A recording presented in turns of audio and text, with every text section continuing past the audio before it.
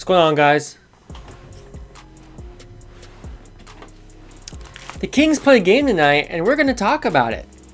Jeffy the Lefty in the chat, what's going on? We got 8 viewers in here right now, which is awesome, because last time I streamed, there was just 1 viewer, and you know who it was? The other host. It was Curtis, aka Skip and Tosh. And look, what, 3 games later? We're on from game 1 to game 4.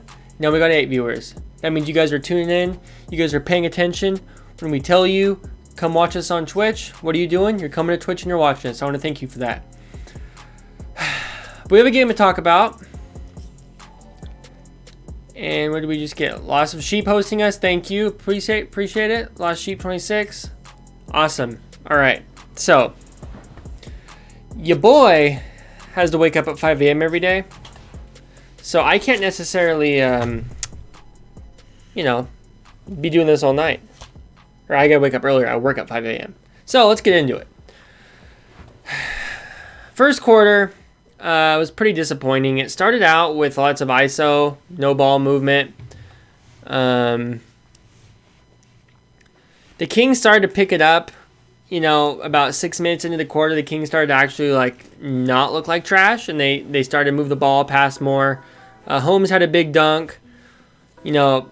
Holmes really affected shots around the rim pretty much all night, but he was doing it even in the first quarter. Let me know if I sound good and everything. I kind of checked the stream right before I came on, just to make sure the audio levels are right. But let me know if anything sounds funky. Sounds like the Steeler game, only the Steelers won. Rashawn Holmes affecting shots at the rim all night. He's amazing. Rashawn Holmes, when he comes into the game, he proves why he should be starting every single time, without a doubt, without question. Rashawn Holmes comes in the game. He does. I'm going to put the box score up in a minute when I'm done recapping exactly what happened in the game. But no Skip tonight, by the way. In case you guys didn't notice that. Just me. I don't know if I mentioned that. Skip's in the chat, though, so go ahead and say hi to Skip in the chat. Skip said I sound perfect. Aw, thank you.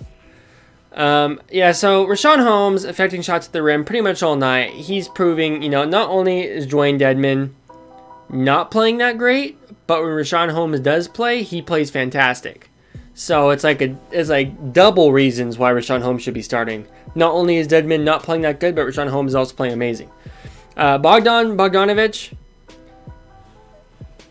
Lost Sheep says in the chat, just want to say this rebounds win games. Absolutely. You can't be getting rebounded by Nikola Jokic and one of the Plumleys. But we'll get to Jokic in a minute. I got plenty of fat jokes for Nikola Jokic. I can't stand that guy.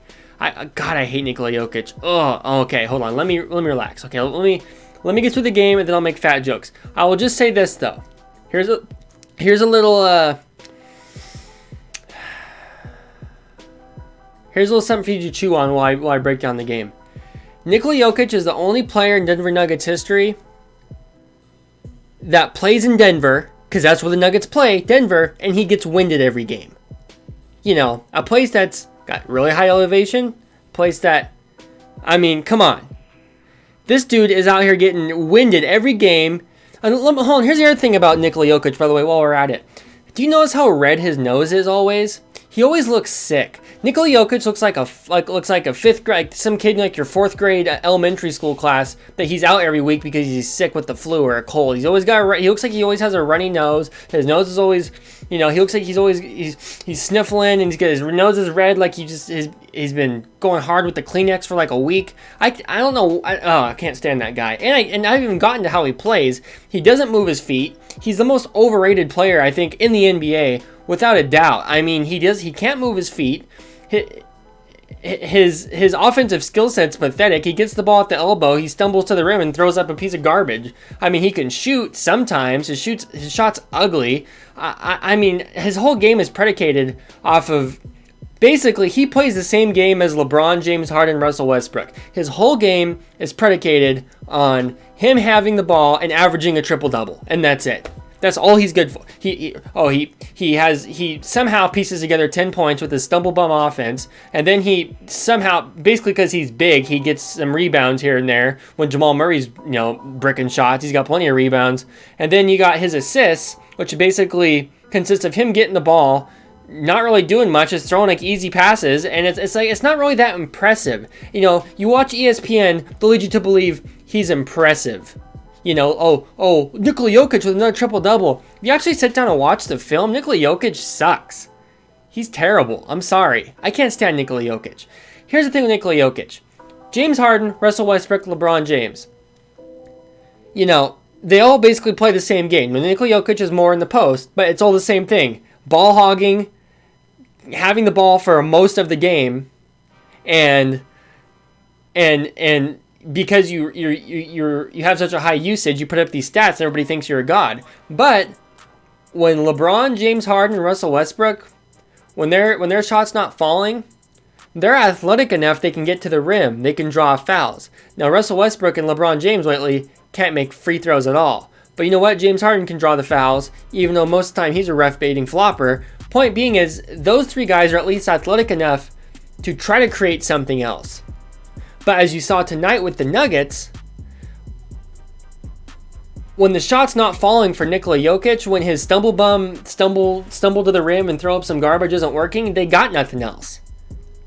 Because he's not athletic enough to create his own shot. Any shot he does get is in the flow of the offense. When, this happens, this guy moves over here, this guy moves over here, then Nikola Jokic is wide open, and then he shoots it. It's not like he's out here shooting Dirk fadeaways, because he can't, because he's not really... he's a skilled passer for a big man, but he doesn't really have that many skills, per se. But I'm going to leave it at that. I was trying to save that, but I couldn't.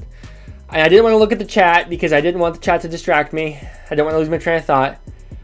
Since I saw the last piece of chat I've seen was somebody say tap rant incoming, and I haven't looked at it since, so I'm going to read it now. I'm going to sleep. Up there in the clouds, you can get oxygen deprived. Isn't LeBron overrated? I told you all 10 brothers incoming. Skip. LeBron takes 10 steps when we praise him. Exactly. Yeah. So anyways, okay, let me get back to the game. I'm sorry. I had to get that out of the way. I can't stand Nikola Jokic.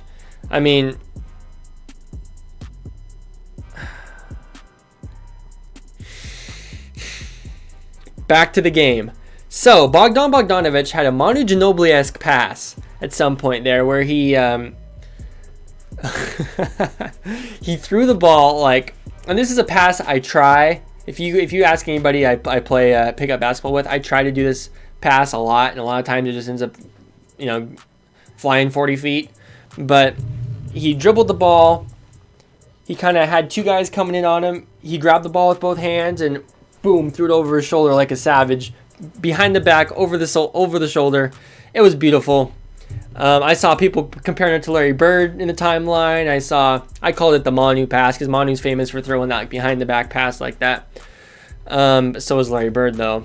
The Kings, 11 field goals on 10 assists in first quarter. So they played good. They actually had assists with their field goals.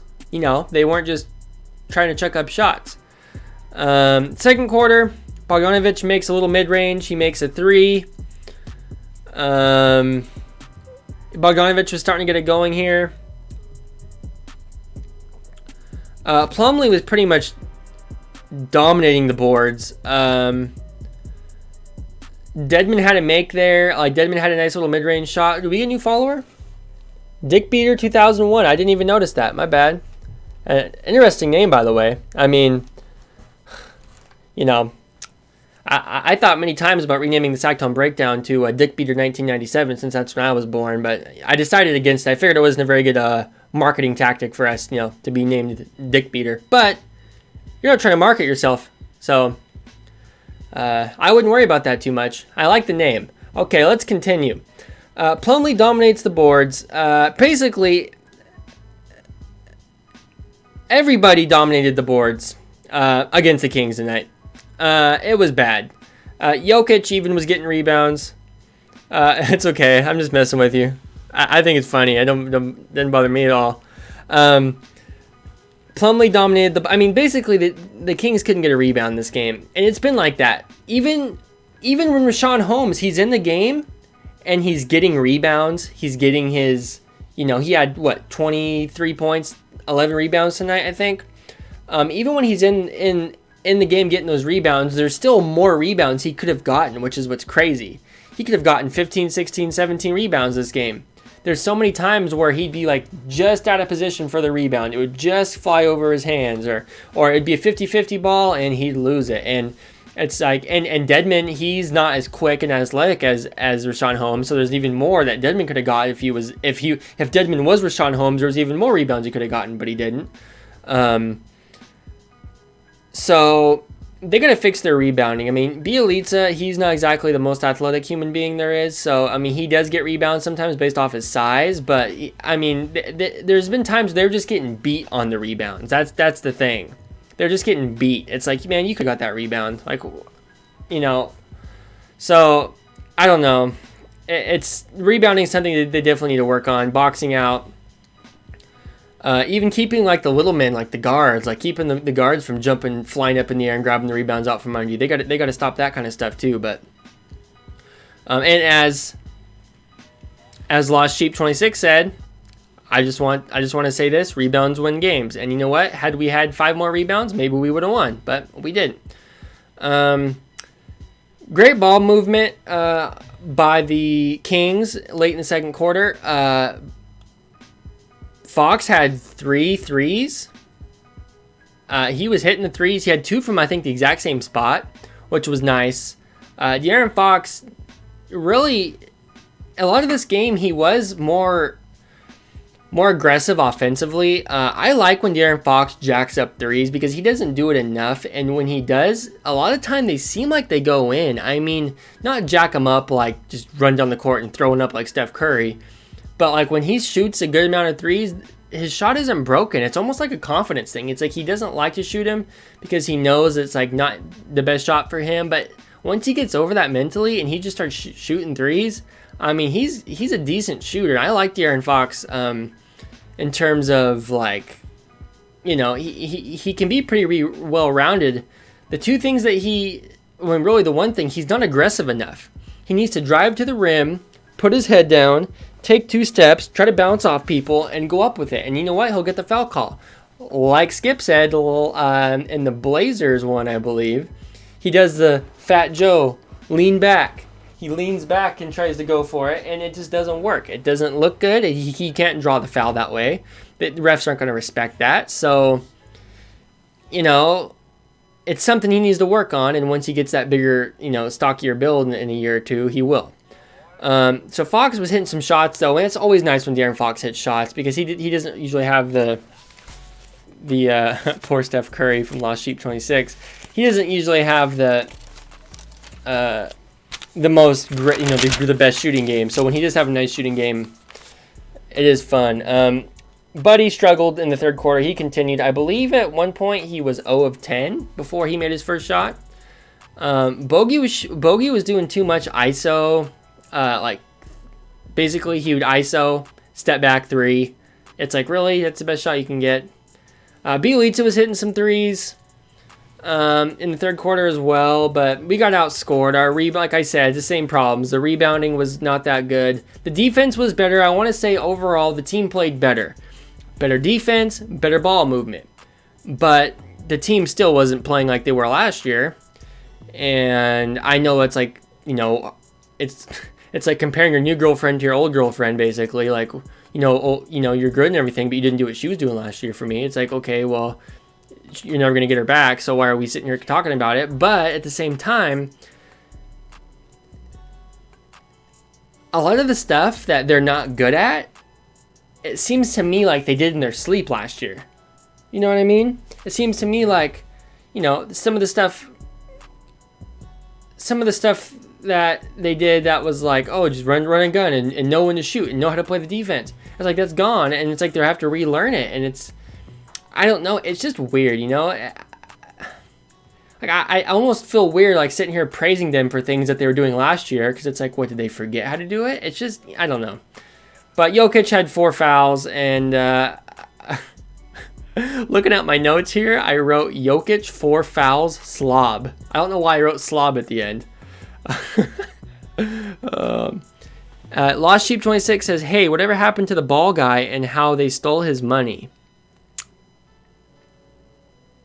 Who are you talking about? What ball guy? You talking about somebody on the Kings? Or... give me more details. Because I don't know what you're talking about. Maybe if you give me more details, I'll refresh my memory. Because I feel like it's definitely something I would know about. It sounds like it was a crazy story.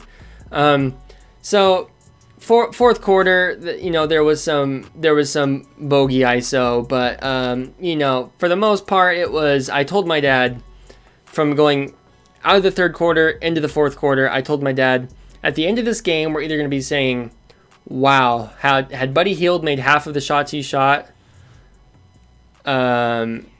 Had Buddy made half the shots that he shot, he would have won this. We would have won this game easily.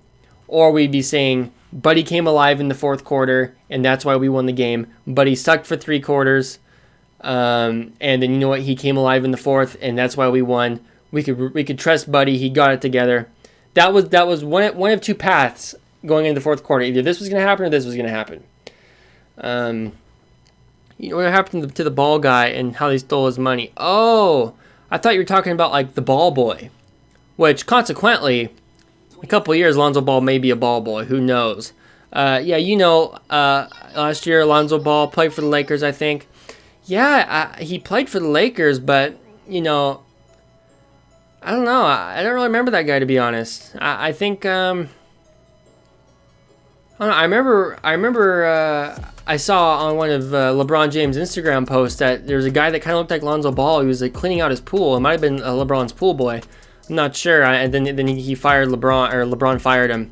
And then now he's a pool boy for this guy named Zion in New Orleans. It's kind of a weird name. I don't know. But anyways, Buddy needs to get rebounds better. Yeah, he does. Buddy's rebounding is... Buddy's big, so he should be getting the rebounds. But it's...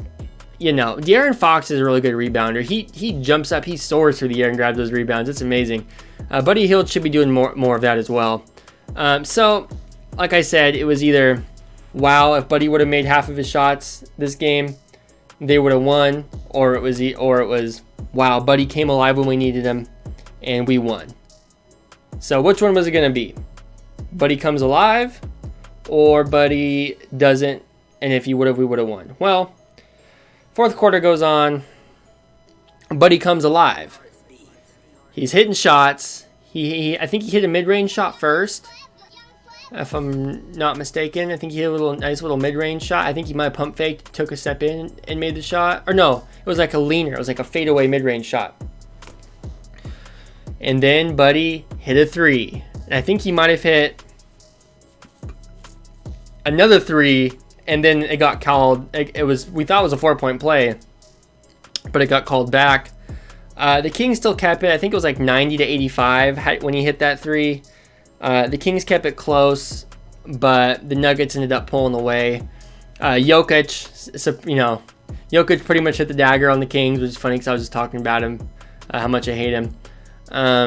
He hit a little mid-range jumper dagger, like a pick and pop. He was wide open. It wasn't like it was something. Like he hit some Dirk fadeaway or something. But Buddy did come alive, but it wasn't enough for the Kings. Rashawn Holmes was the MVP of the game for us. Rashawn Holmes is an absolute god on the court, a god. I don't know if you guys watch WWE. I don't anymore, but back in the day, JBL called himself a wrestling god. Rashawn Holmes was a basketball god tonight. It was amazing to watch. I got a guy at work, while we're here talking about Rashawn Holmes. A guy I work with was telling me about how Buddy Hield, or about how Willie Cauley-Stein is missed on this team, and he was a Willie Cauley-Stein guy. And even towards the end of the year last year, I convinced him that Willie sucks. But he kind of came back around this year, and he's saying, something this team misses is when Willie Cauley-Stein would dunk on people, when he would posterize people. And I told him I think Rashawn Holmes is going to be that guy. And then he comes out and does this tonight. Rashawn Holmes played great. The refs, on the other hand, did not play great. The refs sucked. There was a play where De'Aaron Fox went coast. I think he went coast to coast. He was going coast to coast, run down the court.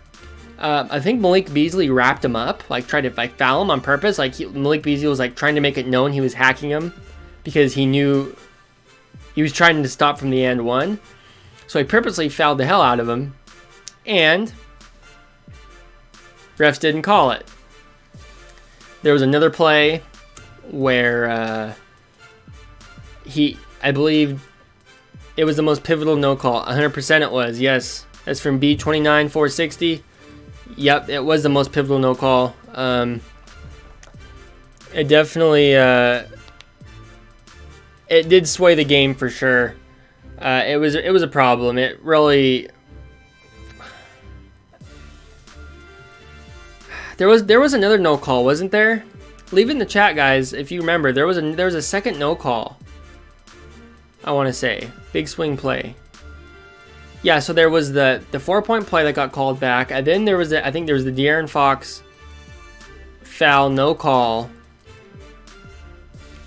and then I believe there was one more no call. I could be wrong. I could have swore there was. Yeah, there was another no call. I don't remember exactly what it was. I should have wrote it down in my notes. To be honest with you, at halftime I got myself a big bowl of ice cream and I was eating it, so I was trying to like, man, I gotta remember to write that down in a second, and I was like going hard in this ice cream, and yeah, the De'Aaron Fox across the arm foul. Yes, exactly what it was. I should have wrote it down. Hey, I've never had to write notes for a game in my life before, so this is all new to me. It was a run killer. Yeah, 100% it was. It was terrible. So I would say, you know, despite all the problems we had we gotten that De'Aaron Fox foul call, the game could have been different. But we have enough talent on this team. We shouldn't have to rely on, you know, we're not a team of a bunch of James Hardens. We don't have to rely on foul calls for us to do good. We should be doing good on our own. So that's how I feel about it. There was plenty of no calls, plenty of just like, oh, terrible calls by the refs. Like, it was, I don't know. I don't want to beat a dead horse, but no calls sucked tonight. It was probably the worst ref coaching of the season so far, I'd say. But now that we got that out of the way, let's go ahead and look at the box score real quick. You guys see the box score all right, I'm assuming, right? Yeah? So here's the box score. Let's just go over the Nuggets real quick. I mean, the one thing I will say, let me go back to the screen real quick. One thing I will say about this Nuggets game is the Nuggets missed a lot of shots. The Nuggets really, if the Nuggets were shooting lights out like the Jazz were the other night, we would have gotten blown out, I feel like. The Nuggets were missing a lot. And we had shots we could have made as well that we didn't. But the Nuggets, I think, had a lot of open shots that they would just miss. And I think we kind of, in a way, like, I don't want to be the bearer of bad news, but I kind of feel like we would have lost that by a lot. Like, it seems to me, Buddy scores 20, we win. Yes, that's true. But, you know, the Nuggets, they're a better team than how they played tonight. And I think if they were playing, 100% to their strengths and playing, you know, their best version of basketball they can play, they would have beat us. But, you know, that's really not breaking news because everybody thinks Nuggets is one of the best teams in the league. So let's go back to the box score. You guys can see it all right. I'm assuming, right? So box score, I mean, Paul Millsap was 0 of 2 from 3. Jokic was 0 of 5. Jamal Murray was 2 of 7. Will Barton was 1 of 4. Gary Harris with 3 of 4 from 3. But, I mean, you go to the bench, Torrey Craig 0 of 2. Jerry and Grant 1 of 5. Or is that Jeremy Grant? I never remember. I gotta look. Jeremy Grant. So, yeah, lots of threes. I mean, as a team, they were 10 of 36 from 3. Not that the Kings did much better. We were 12 of 37. But you go ahead and look at our roster here, our starting lineup. De'Aaron Fox had 20. He was only 3 of 6 from the foul line. De'Aaron Fox needs to be getting to the basket more, for one. And two, he needs to be, when he shoots the free throws, he's got to make more. You know, De'Aaron Fox hasn't exactly been the best free throw shooter this far in his career, but he needs to be getting to the basket at least 10 times a game. He needs to be making 9 of 10 of those free throws at the very least. 90%. He has to for us to, I mean, because he needs to draw the fouls. One of the best young scoring guards in the league is D'Angelo Russell. And what's the big problem with D'Angelo Russell? He gets no free throws. 0. Because all he does is shoot jump shots. Now, it's almost worse with De'Aaron Fox because he doesn't only shoot jump shots. He does go to the basket. He does drive. Oh, we got a notification. What is the notification? Fade Club is now following. Thank you for the follow, Fade Club. I appreciate it. Where was I at? Why didn't my follower count change? I think it'll change in a second. Anyways, back to what I was saying. It's almost worse because De'Aaron Fox does drive to the basket. De'Aaron Fox does get to the basket more than D'Angelo Russell, and he still hardly shoots the free throws. It's just like, and part of it could be De'Aaron Fox doesn't get the superstar call yet. But De'Aaron Fox needs to kind of seek the fouls more. Try to draw the contact better. But I also get De'Aaron Fox is probably he seems like he gets banged up kind of easily. He probably doesn't want to get hurt all the time. So I don't know. It just for De'Aaron Fox, it's like I feel like he gets hurt a lot. He gets banged up a lot, and I don't want him. I don't want to say, oh, he needs to be out there trying to draw contact, and then he gets hurt because he's trying to draw every foul. And not that he's going to go do that just because I said so, but you know what I mean. I think De'Aaron Fox knows his limitations of now, especially with his body and him, needing to bulk up a little bit more. So I'm going to go ahead and hope that, by the end of the year, he's drawing more contact. Dwayne Dedmon, 2 of 6 from the field, 0 of 1 from 3, 4 points, 3 rebounds. That's our starting center, played 17 minutes. Bielitsa played 35, Harrison Barnes played 32, De'Aaron Fox played 36, Buddy Hield played 34. Dedmon played 17. Consequently, Holmes, who for some reason is listed as a small forward on ESPN's website, played 30 minutes, 10 of 14 from the field, 24 points, 2 blocks, 13 rebounds, 4 of 6 from the free throw. Bogdanovic, 2 of 12 from the field, 1 of 7 from 3, 6 points, 6 assists, 5 rebounds. This is one of those games where Bogdanovic basically is best served as a playmaker and opening up shots for others rather than him shooting. But like I said, Bogdan, he played a lot of ISO. He had lots of possessions where he would just dribble the ball and shoot like a step back 3 that was ridiculous, that never should have been shot. And it's like the ball goes to Bogey's hands when the offense slows down. Now I don't know if he's causing the offense to slow down or if it's that when the offense slows down, they rely on him for a bucket. But Bogey's numbers still don't look good so far this year. His shooting percentages are way down, and that needs to improve. I mean, if you just straight up look at Bogdanovic and Buddy's shooting numbers, Buddy shot 2 of 13. Bogdanovic shot 2 of 12. That's a combined 4 of 25 shooting between your 2 starting level shooting guards in the NBA. If your 2 shooting guards are going 2 of 20 or 4 of 25 every single game, or you're going to lose every single game. So they need to step it up right now because that is not by any means like okay. 2 of 13. Now, with Buddy, I don't mind just based off the fact that Buddy, the last 3 games has been, I held up a 6 there, my bad. The last 3 games, Buddy has been the only somewhat constant, throughout the last 3 games where it's like, okay, can Buddy propel the team to the win because everybody else seems like they're lost and Buddy's the only one getting buckets out here. And now finally the rest of the team plays a little better and Buddy struggles. So it's like, okay, can we get on the same page next game? With Bogdanovic, he's struggling.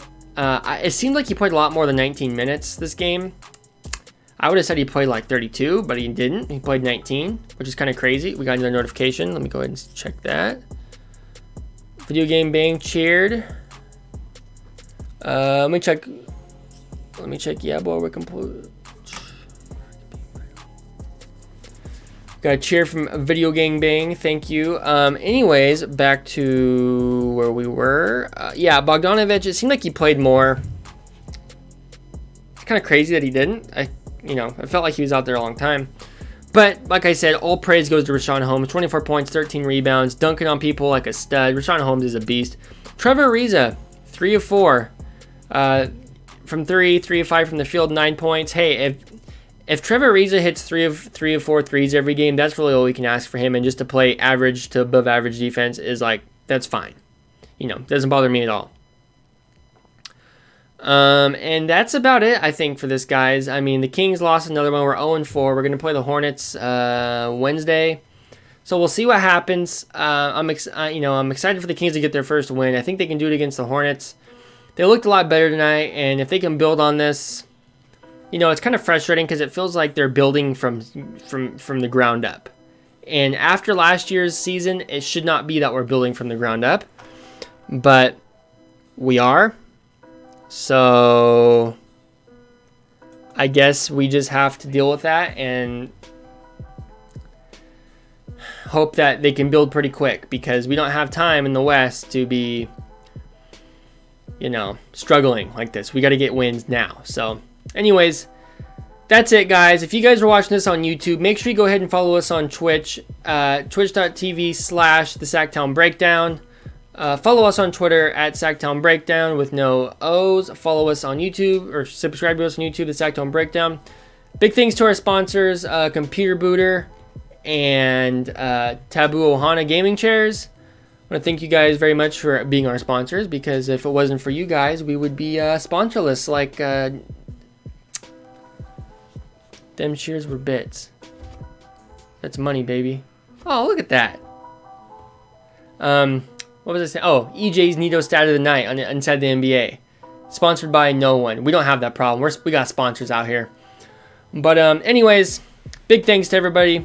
Thanks to Video Game Bang for the bits. And thank everybody for coming into the stream. We had a lot of people in the stream tonight, so that's awesome. And yes, thank you guys, everybody. People on YouTube, you can come watch it on Twitch if you want. If you don't, that's fine. It will be on YouTube.